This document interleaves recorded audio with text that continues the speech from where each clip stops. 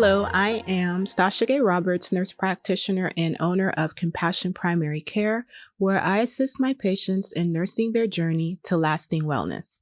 Today, we're talking about something that affects 1 in 10 women of childbearing age, PCOS or Polycystic Ovarian Syndrome. It's the most common endocrine disorder in women, and yet so many are undiagnosed, misdiagnosed, or not given the holistic support they deserve. Whether you've been diagnosed or suspect you may have PCOS, this video is for you. PCOS is multifactorial, meaning there's not just one cause. It often begins as early as adolescence and persists into menopause. There's usually an imbalance between 2 major sex hormones. Those are testosterone, where you have too much, and not enough estradiol, which is the major form of estrogen.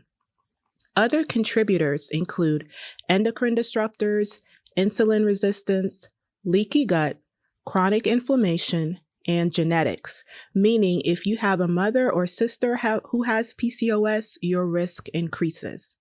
These issues don't just affect your hormones, they can affect your entire body. PCOS looks different for every woman. You don't have to be overweight or obese to have it.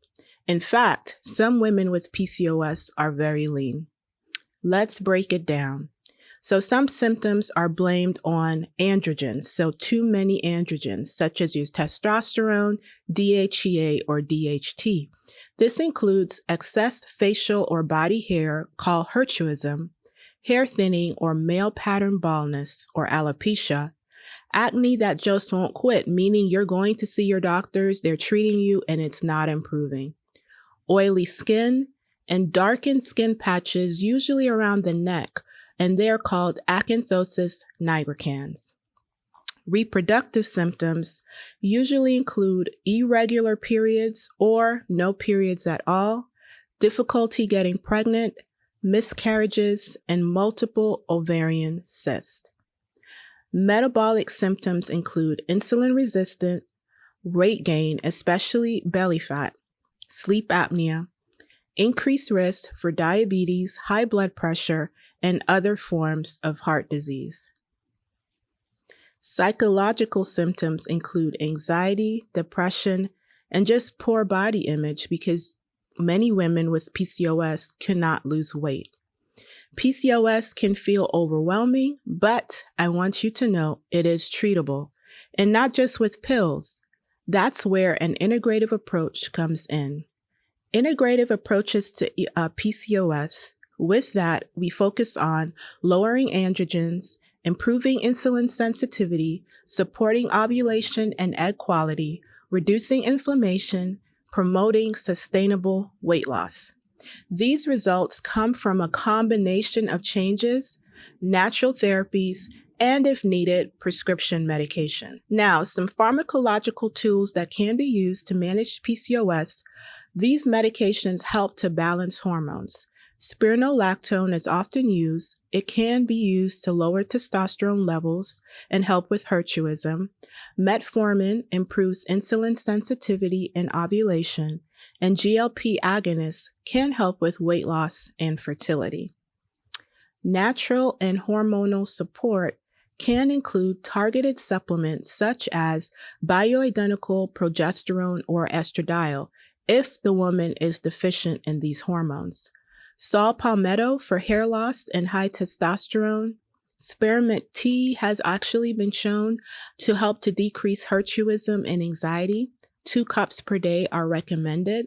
Quercetin, evening primrose oil are utilized for inflammation. Core supplements for PCOS include these powerhouse nutrients that make a huge difference. Myo-inositol can support insulin sensitivity and increase ovulation. N-acetylcysteine, also known as NAC, supports detoxification and improves insulin response. Vitamin D has multiple roles. It helps with decreasing inflammation, improving immune function, improving ovarian follicle development, and low levels of vitamin D are correlated with insulin resistance. Ideally, we want your vitamin D level somewhere between 60 to 80 nanograms per ml. Next is magnesium glycinate. Magnesium glycinate helps to balance hormones. It helps to facilitate sleep and mood. Zinc, omega-3s, chromium, and berberine all support hormone and metabolic health. Lifestyle is medicine. This is non-negotiable. Lifestyle is the foundation for management of PCOS. Nutrition is the first pillar. A high fiber diet that includes 30 to 50 grams of fiber is very important, as well as high protein meals and good fats. Complex carbohydrates only. So here, ladies, is where we want to reduce sugary beverages and simple carbohydrates because it's not helpful. Anti-inflammatory foods, and trying a 13-hour overnight fast. However, I would caution my patients with PCOS probably not to start out with this 13-hour fast because fasting can be stressful to the body and increase our cortisol levels, and then we're fighting against what we're trying to accomplish. Eliminating gluten, dairy, and alcohol are also key. Next is movement or exercise. At least 150 minutes per week of exercise is recommended with a combination of aerobic activity and resistance training. For those who are kind of new to exercise, what you can do to break yourself into it easy is go for a walk after meals. A 10 to 15 minute walk 2 to 3 times a day works magic. Stress management is next. Prioritizing sleep. Most of us are not sleeping enough. Ideally, somewhere to 6 to 8 hours of sleep is what we should be getting. We want to practice good sleep hygiene, and I spoke about this in one of my previous videos, but for review, you want to try and minimize eating at least 3 hours before bedtime, decreasing caffeine because caffeine is a stimulant which will cause us to be up and will probably cause us to get up and urinate at the bathroom in the bathroom at very inconvenient times of sleep. Also trying to turn off the lights, decreasing stimulation from the light helps to increase that melatonin production. Melatonin is needed to facilitate sleep. Making sure our bedrooms are dark, cool, and quiet.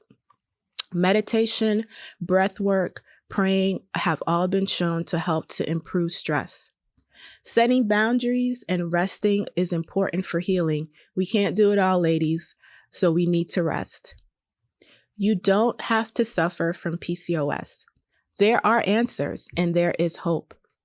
If you've been diagnosed or think you may have PCOS and want to explore an integrative approach, book a free 15-minute consultation with me at CompassionPrimaryCare.com. Let's talk about how we can support your body together. Like, subscribe, and share this video if it helped you. Comment below with your own PCOS journey or what's worked for you. Book your free consultation at CompassionPrimaryCare.com under the Contact tab, or you can feel free to call or text me at 813-669-3084. You will get me directly. Thanks for watching, and remember, I am here to assist you in nursing your journey to lasting wellness. Thank you.